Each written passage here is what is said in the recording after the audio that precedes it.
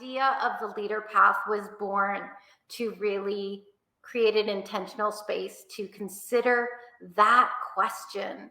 What is this experience of life all about as someone who wants to take leadership for their life on a consistent annual basis, exploring, expanding into what life is meant to be or could be. And I always sought a framework for that. In sports there's frameworks to put yourself in a track to really explore potential and possibility and imagination and creation and teamwork. But where really is the framework or the track where you feel safe enough to explore your potential as a leader and dream about what you really want to do in this lifetime? Even if you're scared you're going to fail, flat on your face, but you feel supported. You feel there's hands at your back. You feel there's others that are in that same game, of just breathing more fully into life. And that's where the impetus or the little spark for the leader path came from, wanting to create that space where greatness could really, really catch fire. When we can have conversations on a business platform that stretch beyond the traditional and the typical conversations, because we've had those, and beyond the conversations in an entertainment platform that reach beyond entertainment to impact, that have us, that push our buttons and perhaps cause us to be curious, just little flickerings of rememberings, what might be a bit more. And I've never been more happy than remembering back to who I was when I was 8 years old or 12 years old or 10 years old. And I was that fiery kid. I was that playful kid. And like, let's bring a little bit more of that back into our business conversations. Like, we're so in our heads. And we know that we need to be grounded. Indigenous wisdom has taught us, reconnect to the earth, reconnect to the elements, reconnect to your breath, open up your heart and listen from there. If we want different solutions moving forward, we need to conduct ourselves every day differently. And where does that start? What does that path look like, right? We get flickerings all the time if we're just brave enough to really open up our eyes, our ears, and our senses. And, I think if I just learn to trust myself, like I will see someone, I will hear someone, and you've heard me use that term. I have an impact crush on that person. And the 12-year-old Char, she totally does have that impact crush. And what if we went there more often? That I see you, I see your greatness. I love who you are in the world. I love what you're bringing to the world. That's much different than bringing the strategies forward for the solution that we're going after, and we're going to analyze it to death. And I'm not saying that that's not important, but we've forgotten the loving, caring, kind, generous human spirits that we are. So we keep focusing on the places that we're already doing a good job. We're already great strategists. We're great marketers. We're great, If we were athletes, we would be looking at the moves, the sequences, the plays, the interactions that could be a little stronger, those plays. So why not go there? Why not look there? Where are we emotionally, mentally, spiritually, physically in union with each other and ourselves? Yeah. That transcends time, that transcends or can transcend this physical plane.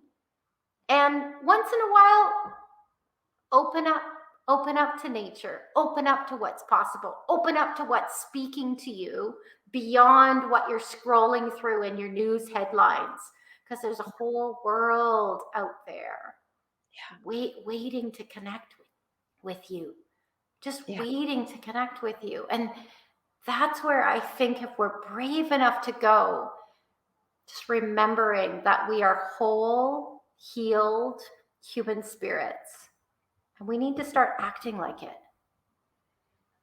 And so on the path, that's the practice, right? I mean, we have the four points in the month. We have the new moon power circle for intention setting. We have your pitching and partnership. And I always put those two together because the intention connects with the pitching. And then we have the two peer community building and wisdom gathering in there. And those are, when I think about the gym, because when we first had this conversation, this was about like creating this gym, right? For leaders. And so when we're working on the muscle in our practice, what we're actually, that's the doing, but what's happening on the inside is this other piece, right? Which isn't the other piece. It's actually the piece. But as we're doing the thing, our being is shifting. You're absolutely right. It is the piece. We are putting those four components into place. So we give our mind and, something to do, right? Our monkey minds and our, but really, the inside work is the job. And I love the idea of the gym for the leader's soul, because it is the consistent practice that will take us where we can go, to who we can be in all of our fullness and greatness.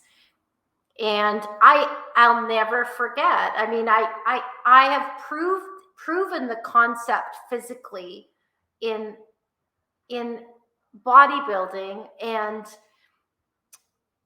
amateur bodybuilding, of course. And I know that we can go to a far different level than we ever believe we can. I've done it. I've been there. I've taken many, many women there. So why couldn't we transfer that over to our leadership? If we could go to a far different level of leadership, of being leaders than we ever believed was possible. Why wouldn't we go there? And it takes a consistent practice of balancing your macronutrients, getting to the gym every day, doing your cardio, like getting your sleep. Okay, so what would those components be to more fully experience your full human potential as a leader? Because that we know what they are as an athlete. We're just transferring it over. It's not rocket science. But we need to be brave to push into it. We need to be brave. When I think about, how long I've been involved with Powerhouse and what I've done in that short time. And when I say done, I don't mean like doing things, because I've always been a doer. My list is always about 4 times longer than anybody else's. Chronically, I hear, oh, you do so much. Oh, you do so much. It's not about doing. Oh, you're so busy. It's not about busy. Since my involvement in Powerhouse, because it's about being around like-minded people.